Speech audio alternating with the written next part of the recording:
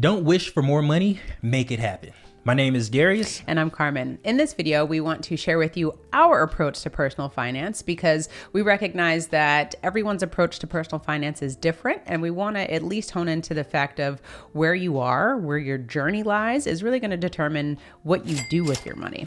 Right, because everybody's approach is different because everybody's situation is different. And what we want you to get from this video is take some of the things that we've done and maybe apply it to yourself and your personal journey. Yeah, so what we're going to do in this video, we're going to weave our personal story and then our approach and how our personal story affected our finances, if that makes sense. So just follow along with us. Enjoy the journey. So what I would say is, first and foremost, the underlying theme that we want to share with you is making more money doesn't always solve your problems. It just magnifies the problems that you currently have.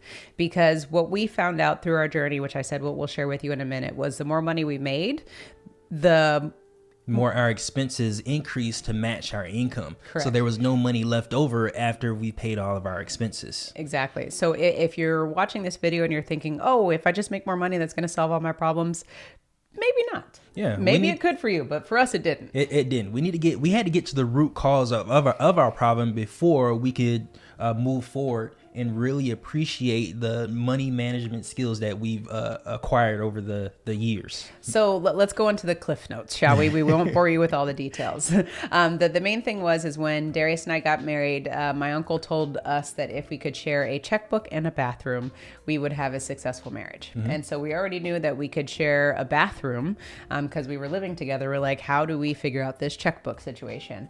And it just so happened that Darius had a coworker, and so did I, gift us with a book by Dave Ramsey and The Money Makeover. The Money Makeover. And we decided to, you're looking for the book? The Complete Guide to Money. We have it over there. And we decided to read the book and then also enroll into Financial Peace University. This is not sponsored. Again, we're just sharing our journey.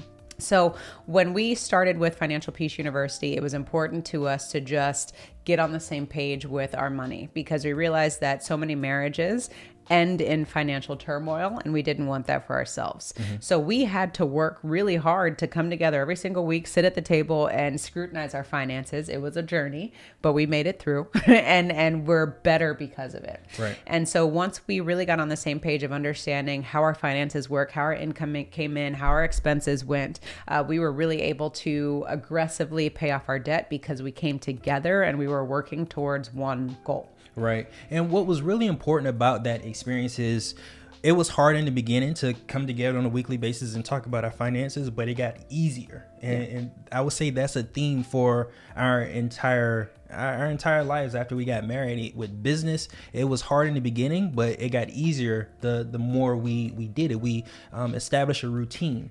And our routines is what really, really helps us with our finance, with our business, and even our personal lives. So if there's one thing you can get from this is to establish a routine with your finance and your significant other on coming together and discussing your finances. So then the next thing that happened within our journey is Darius got laid off. Mm-hmm. And so when he got laid off, especially as an engineer, that was a huge blow, not only to our income, but to our psyche, because we're like, wait a second, this dude is supposedly indispensable, but that wasn't the case. Right. What happened was our company got bought by another company and moved it to Kentucky. I was in Houston at the time and I wasn't going to Kentucky. So that means that I had to find another job.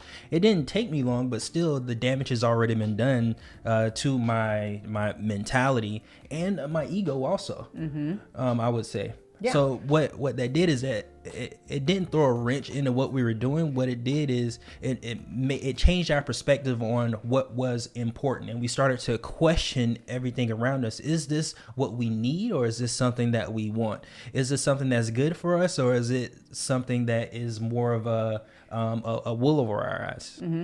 And the other perspective that we also gained from that was when Darius got laid off, we recognized that we didn't have control. One, we didn't have control, but also we could actually live off of just one income. Yep. And that was a huge eye-opener to us because we were thinking this whole time, we need both of our income. But once we again looked at the numbers and said, you know what, actually, we can just make small adjustments here. We can breathe for a moment and we could survive with my income. That just opened up our world to be like, well, what the hell were we doing with your income? Being fancy. But again, our journey, our perspective. So the fact of us being crazy spenders, and then the other thing of us not being in control. So again, as we're learning this whole thing, so the next thing that we realize is, okay, if we have this budgeting thing on lock, how can we then seek better ways to control our income? And we recognize that for us, we wanted to become business owners so that we weren't capped on our income. Our income could be infinite if we wanted it to be. And that's when we really started looking into other ways to create different sources of cash flow for us. Right. And us not knowing, what we did is we went on a journey to seek more information and increasing our abilities and skills so that we can increase our income.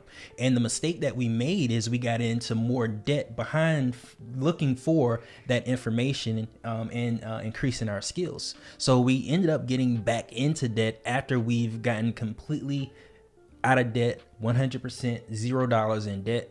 We found ourselves a few years later back into $120,000 worth of debt. Yes. So again, along this whole point is we want you to understand just a few different things about personal finances, because you have to understand your gross income.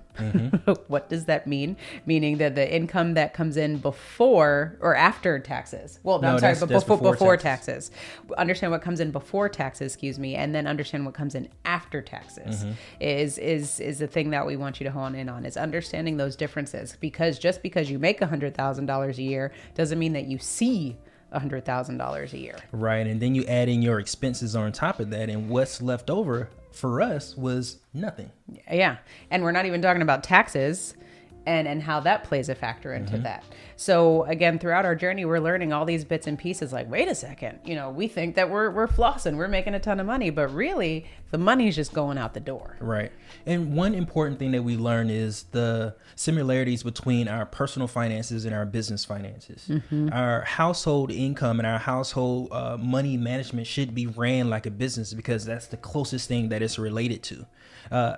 If we take a step sideways, for example, what we learned is that a lot of businesses fails because of how they manage their money. A lot of household families' incomes fail because of how they manage their money. So if you can solve your ability to manage money personally, you'll be able to put yourself in a really good position to understand how you can manage your business finances too. Yeah. So going into the full transformation, what you're alluding to is we needed a system. Yes. We needed a system that would allow us to, one, be consistent, hold ourselves accountable, and then to get ahead. A simple system. We needed a very simple system for us that we could follow. We could follow, because again, there's going to be everyone who's going to tell you you should do X, Y, Z, but you have to figure out what makes sense and what resonates with you. So with the system that we recognized that we needed to follow was understanding where to place our prioritizations. I don't know if you hear me on that. So the first prioritization, Darius, you want to take that one away? Now, the first priority is the fact, do we focus on savings or investing? Is there one that you focused on? Where our approach was, in order for us to invest, we need to save first. We need some money. Yeah, we need some money, because we try to do it the other way and we just didn't have enough money consistently to continue to invest. So it solves the problem. It solved the problem for us. Hold on one second, because you just said something that made me think about this. Now, for those clever investors out there who are probably like Darius and Carmen, you never use your money when you invest. Yes, hold the phone real quick. What we're talking about is what we're getting to is liquidity. Right. How fun is it to invest using other people's money, right? Which you should never use your cash so that you have money. But how fun is it to invest with other people's money and you don't have any money for yourself? Right. That's not fun. Or imagine, or smart. Or imagine trying to explain to an investor how you're going to invest their money into something that you're not investing in yourself. No skin in the game. No skin in the game. So we recognized that there was balance in this, because we had gone down the road where we were doing investing with OPM and we were still working on our personal finances at the same time, but we were more comfortable and we slept better at night when we had more money set aside, prioritizing ourselves. So the priority that we focused on, you said, are we going to invest or are we going to save, was saving money. And what we talk about is paying yourself first, which is looking at your income and recognizing how much money you want to save and how much money you you want to spend, not how much money do I want to spend and then how much money do I want to save. Do you see the difference? Right. Because it's not about what's left over. It's about what we have right now. So before we pay any of our bills, we pay savings first. And then whatever is left over is what gets spent. That's how we prioritize ourselves to ensure that Darius and Carmen always have cash on hand. And the reason why this is important is because we need an opportunity fund. Should opportunities arise, we need to be able to fund these opportunities. Right. Whether it be investments, whether it be we need new tires on the car, whether it be, whatever that comes our way, charity, whatever it is that we want to do, we need that money has to come from somewhere. Right. And it can't come from your opportunity fund if you're pinching and not consistently saving yourself. Right. Yeah, I agree 100%. Now, we tried this a few times, but the mistake that we made is we jumped out there trying to put a huge percentage aside and we couldn't maintain it. So what we did the last time is we started with 5% and we incrementally worked our way up as we looked at our expenses and some of the stuff that we decided were wants instead of needs, and we started cutting back our expenses incrementally. Our savings started to increase also. So we're able to save more money now than we did when we first started. And this again goes back to the goals that Darius and I wanted, which we actually didn't even share. The goals is a huge part of this whole journey that we've gone on, is because we actually wrote down the goals that we wanted. We wanted to have a peace of mind. We wanted to be able to invest. We wanted to be able to vacation freely however we wanted to. And we wanted to be able to just have cash flow. These were all the reasons why it was important for us to save. And if we didn't have these reasons why we wanted to save, then it was really hard for us to stay motivated to do so. You can stay consistent. Stay consistent. So we ask you, what are your financial goals? Do you even have financial goals? Because typically we have goals for our careers or for our athletics or whatever it is that we're into, but we don't have goals as far as our pockets are concerned. So really take the time to be introspective and figure out, what do you want at night? Because we lived paycheck to paycheck. We hated that feeling of swiping the card and hoping that there was money in there. We don't have that problem anymore. and it gives you the peace of mind to know that we have a plan, the system is working, and that everything is in place. Yeah, setting the right goals is really important because before we would set a goal for the having a certain amount of income, and we got that income, but it didn't solve our problem. Yes. What we wanted was the results of having additional funds left over after we paid our bills. So what we did is we put our paying ourselves first on the front end. So regardless of what happens, we always have money that's set aside regardless of what we do with our expenses. So it gave us a peace of mind, and it's something less that we had to worry about, and we can use that mental capacity to focus on something else. That energy. That energy that we were using, totally place it elsewhere. So when we think about savings and paying ourselves first, like we said, that was a priority. The next priority that was in line for us was, okay, if we're saving money, how are we going to make this money make money? And again, we won't go into the details in this video. If you want to know how we create our own banking system, then definitely click on the link up here, or click on the link in the description. We would love to serve you at the Wealth Nation. But we recognize that if you take your savings and invest it, put it in the stock market, take your savings, put it in crypto, take your savings, put it in real estate. What you're doing is you're storing your money someplace so that in hopes that it's protected. So what we decided to do is to store our money into whole life insurance. Not all of it. We decided to store a portion of our savings into whole life insurance so that not only does it create a death benefit for us, but we also have that money inside as a cash value to invest so that we can make more money. Yes. And that money continues to grow every single year, regardless if we use the funds or not. So for us, before we go straight into investing, we have one little pit stop, and that pit stop is to put our savings inside a whole life insurance policy so that it can grow exponentially for us. And we can also utilize the funds that grow inside that policy for an investment. We all have pit stops. It's where are we storing our money? A lot of times we store it in savings, but savings account, a savings account or high yield savings account or stock market, wherever you decide to store your money, there has to be a place before it goes to the investment, place that you feel comfortable with. And for us, it has to. I'm glad that you said that it has to, because a lot of times we don't. We just put it straight into a retirement account, and now our savings is dependent on whatever the market is doing. And that's where we can't be okay with taking risk and losing money. Because if you think about any billionaire out there, and if you ask them, are you okay with taking risks? I would beg the answer be no, because they didn't get to where they are taking risk. They had very strategic and calculated approaches, systematic approaches to making money. And you can't make money knowing that there's going to be risk involved. Right. And you take risk when you don't understand something. Yes. That's the only time you take a risk is if you don't understand the next steps and the implications of the decisions that you're making. That's why when a financial advisor asks you how much risk you're willing to take, is because he's not able to have the conversation with you of what's actually going to happen with the money, or for you to understand what's going to happen with it. So for us, when we think about our savings, we need a guarantee, and the guarantee for us is to have the storage facility in our savings, not in the bank, but in a whole life insurance policy, so that it can do two things, right? We want our money to do things for us instead of just sitting stagnant. We want it to earn money, and we also want it to provide a death benefit for us should something happen. So what this policy then allows us to do is you utilize a cash value that grows what's inside the policy, and then use that money for investing. So for us, our investing is real estate. Investing is mobile homes. Investing is lending. We do all of these avenues, and this is the cash flow that is generated that allows our money to continue making money. Right. Now, what this also allows us to do is to create a pool of funds. So for when we go to finance our next car, we don't go to a traditional bank. We go to our life insurance policies and we finance it ourselves. And whatever the market value for that particular car is and which interest we would pay that back to ourselves.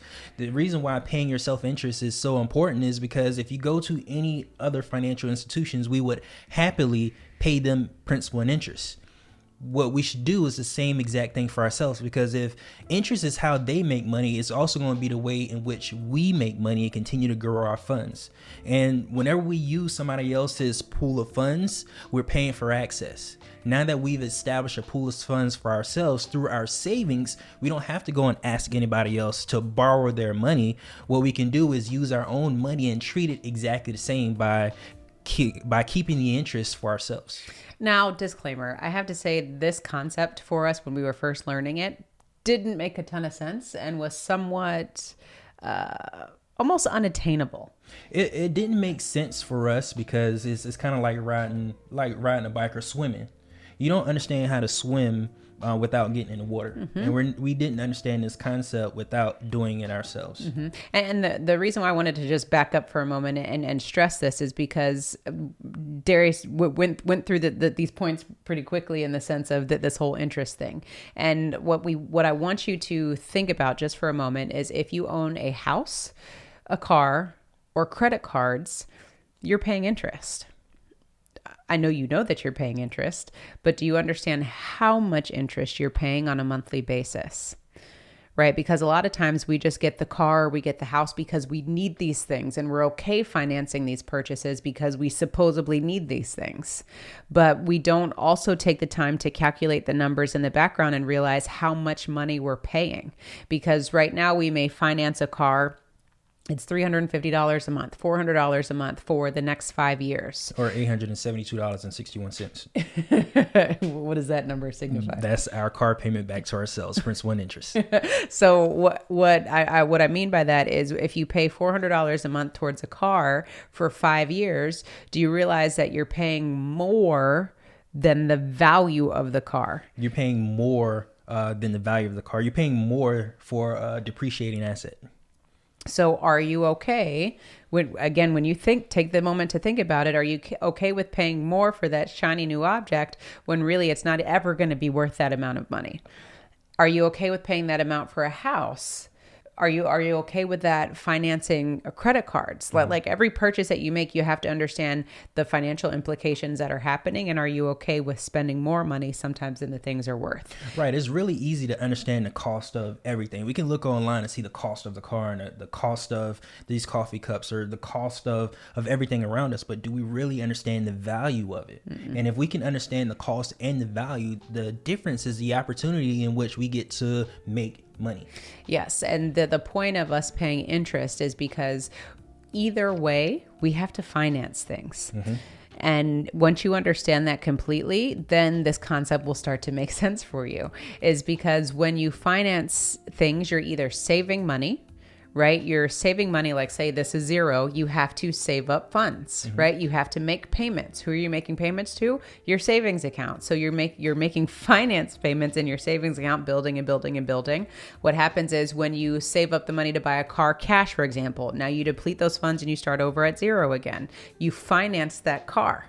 Or you go into debt, right? We go into debt and we have to make payments to get back to zero. So either way, you are financing objects. And when you recognize that, then it makes sense to go, okay, I need to tack on some bit of interest because taxes, inflation. I'm going to need to beat these things. I'm going to need to keep up with these things. And interest, paying yourself interest is going to be a great way to do that. Right. And you don't have to figure out what type of interest you're paying. The only thing you have to do is do a little bit of research to see how much it would cost if you were to finance it through a traditional way of financing. And you use that as the interest in which you pay yourself. And the reason why paying yourself interest is so important because it increases your pool of funds. We started off just paying off our debt. And then as our funds increase just from paying ourselves back principal and interest, the amount of interest we would have paid on those credit cards, then we started financing our cars. And then after we started financing cars and we continue to pay the interest back to ourselves, we have a larger pool of funds that we can invest in real estate. We can buy another house with the funds that we have accumulated just from redirecting all the interest payments back to ourselves in a system that we've created and stuck to. And really, I think that the biggest thing about paying yourself interest is the discipline that comes to it. Because again, like I said, this concept didn't really make sense until we started doing it and realized how this transformed the pool of funds that we were saving.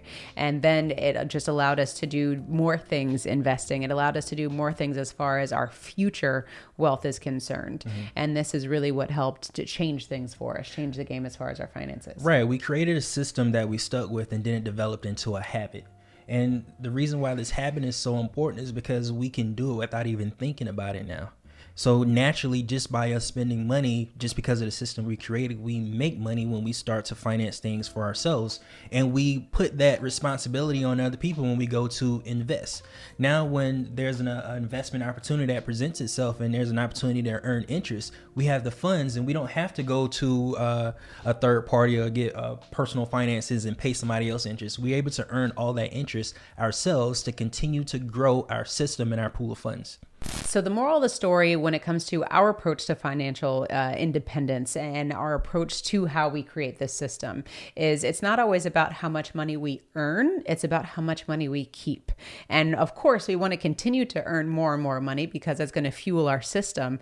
But really the gains that happen in our system is the money that we're able to keep and allow that money to cash flow itself so that we're not the ones hard at work. Our money is what's hard at work. Right. And it's really important is when you start this journey, remember exactly what it is. It's a journey. And the way you start it isn't exactly how you want to finish it. Yeah. Because if we go back to when we started savings again, when we started paying ourselves first, we could only put 5% of our income aside for savings. Now we're putting 30% of our income every time we get paid is going straight to savings. And we had to work to get from that 5 to 30%. It wasn't something that happened overnight. No. When we talk about the system that we've created to create a pool of funds, we started off paying off our debt and then we worked our way into doing investments. So all of it is a journey. And the most important thing you can get from this is to make sure you start off very simple so that you can create a habit. Yes. And the more you make this, you work this into your subconscious mind, and it's something that you do without even thinking about it, the easier it becomes for you to continue to make more money and to focus your attention on creating skills that creates more income for you. Yeah, I like what you said about that. Don't bite off more than you can chew. And then that's where we get in trouble. So that's why it was important for us to share our story along with the approach that we took based off of how our life has pivoted throughout the years. Right. And each time we didn't bite off more than we could chew. We looked at our current circumstance and what could we tackle at the time. time because we knew that we wanted to invest. We were so excited about investing, but we didn't have the mindset, the funds, nor the knowledge on how to invest. And not to say that we couldn't do that or overcome those things, but what we recognized, like we said earlier about the prioritization was getting more money into our savings account so that we could have a little bit of peace of mind at the end of the day and then start our journey to investing and creating cash flow. Yeah, I'm just laughing at it. It's easy to talk about it now, but as we were going through it, it was hard work. Oh man. And I don't want you to get the idea that this is going to be easy. Changing your mindset is hard work. It's hard work. And it's always an evolution. But it's worth it. Yeah, it's always an evolution. Every now and then we both have to kick each other and be like, wait a second, is this the right thing that we need to do? Are we thinking abundantly or are we thinking from a scarcity mindset? And so it is nice to have a partner in crime that you can bounce ideas off with. If you're just doing this alone, find somebody that you can entrust in, that you know will hold you accountable, who you know will challenge you to be your best self, and not just allow you to settle. Yeah, you will fall off the wagon. You need somebody there in your corner to help you get back on, brush you off, and remind you of the reason why you want to do this in the first place. Absolutely. So if you want to continue along your personal finance journey, then definitely check out our next video where we talk about ways to create passive income. Remember to own your own lifestyle, or someone else will.